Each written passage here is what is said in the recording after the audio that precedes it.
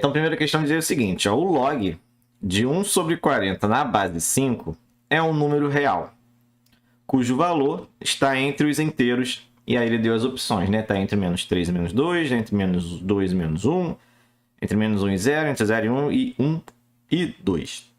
Então, a gente vai ter que brincar aí com as propriedades do logaritmo, né? Trabalhar com as propriedades do logaritmo para ver que número vai dar isso daí, tá certo? Então, a gente tem aqui ó, o log de 1/40, né? Na base 5. Agora nem me lembro se eu falei 1/4 ou falei 1 sobre 40, mas é 1 sobre 40 na base 5. Vou botar aqui um parênteses. Aqui a gente tem o logaritmo de uma divisão. Então aqui a gente já pode aplicar uma das propriedades do logaritmo, que é o logaritmo da divisão. Então, se a gente tem ali o logaritmo da multiplicação, a gente troca em soma de logaritmos. Como tem aqui uma divisão, a gente vai trocar na subtração dos logaritmos. Então, eu vou pegar o logaritmo, vou pegar o log de 1 na base 5, certo? Peguei o numerador e vou subtrair pelo log de 40 na base 5, ou seja, peguei o denominador. Então, eu pego o logaritmo do numerador menos o logaritmo do denominador, sempre ali na mesma base original, tá certo? E agora eu penso um pouquinho, né? Vamos ver, esse primeiro logaritmo aqui não é muito difícil, porque logaritmo, né, a definição de logaritmo, qual é a definição de logaritmo? É eu pegar o número que está na base, pegar o 5, e pensar que número que eu vou elevar aqui no 5, que vai dar 1, certo? Essa é a definição de logaritmo. Para isso aqui dar 1, a gente vai pegar o x igual a 0. Por quê? Porque todo número elevado a 0 é sempre 1, certo? Tirando 0. Então, todo número elevado a 0 é sempre 1. Então, esse logaritmo aqui, a gente já sabe que vai dar 0, tá? Então, simplificando aí a nossa situação, a gente tem 0 menos log de 40 na base 5. Então, agora o meu problema é trabalhar com esse log de 40 na base 5. Tá? Vamos trabalhar com ele aqui agora. O 40, o que a gente vai fazer com esse... Não esquece do menos, tá? Porque aqui vai dar... Já sabe que vai dar negativo. Esse 40, antes de trabalhar com ele, eu vou fatorar esse 40. Tá? Essa é uma jogada muito importante quando a gente está trabalhando com logaritmo. Né? Quando a gente tem um logaritmo ali com um número um pouco maior, se a gente fatora ele, a gente vai ver algumas propriedades que a gente pode utilizar. Então, se eu tenho aqui ó, o 40, fatoro ele. Então, eu vou ter 40 por 2 vai dar 20, 20 por 2 vai dar 10, 10 por 2 vai dar 5, e por 5 vai dar 1. Isso quer dizer que o 40 é igual a 2, como aparece 3 vezes é 2 elevado a 3, vezes o 5. Certo? Então, aqui, ó, já vão aparecer umas outras propriedades bem legais para a gente trabalhar. Então, o log, ao invés do 40, eu vou escrever 2 elevado a 3 vezes 5. Isso aqui na base 5 ainda. Certo? Essa base aí não vai mudar. E aqui, vou botar entre parênteses, porque aqui eu tenho uma multiplicação aqui dentro do logaritmo. Então, quando isso acontece, a gente vai aplicar a propriedade aí da multiplicação. Então, como a gente fez ali em cima para divisão veio subtração, aqui a gente vai fazer... a soma, né? A adição. Então, esse menos que está na frente eu vou repetir primeiro, certo? Só repito. E agora eu vou desmembrar esse logaritmo. Para eu fazer isso, eu vou botar um colchetes aqui grandão, porque esse sinal de menos ele vai cair em todo mundo, tá certo? Em todo mundo que esse logaritmo aí se desmembrar.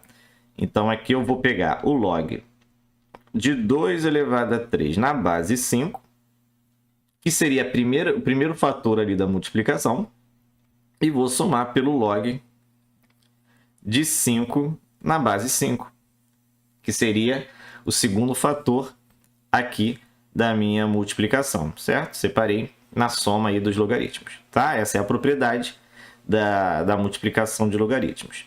Ok, então agora a gente vai pensar da mesma forma que a gente fez aqui em cima com o log de 1 na base 5, vou fazer aqui com o log de 5 na base 5. Então, eu tenho que pensar qual é o número que elevado a 5 vai dar 5. Molezinha, né? é 1. Então, y que a gente sabe que vai ser 1. Ou seja, o valor desse logaritmo vai ser 1. Tá? E aí eu tenho que pensar nesse outro logaritmo aqui, que é o log de 2 elevado a 3. E o log de 2 elevado a 3, a gente pode usar aquela que muita gente chama de propriedade do penteleco. Né? O expoente que aparece aqui dentro do logaritmo, ele vem para frente. Ele vem para frente multiplicando. Porque, na verdade, esse 2 elevado a 3 é como se fosse 2 vezes 2 vezes 2, né? Uma multiplicação de 2, 3 vezes. Então, você acaba aplicando ainda a propriedade da multiplicação ali dentro também. Então, como é que ficou a nossa situação? Chega aqui para o lado, né? Eu continuo tendo esse menos aqui da frente, né? Que eu não usei. Vou botar o colchete, né? Para a gente ver o que está acontecendo. Esse 3 vem para frente. Então, eu vou ter o log de 2 na base 5, certo? Só o 3 que foi lá para frente. Mais... E o log de 5 na base 5 deu 1. Certo? Agora, eu vou utilizar essa partezinha aqui, ó.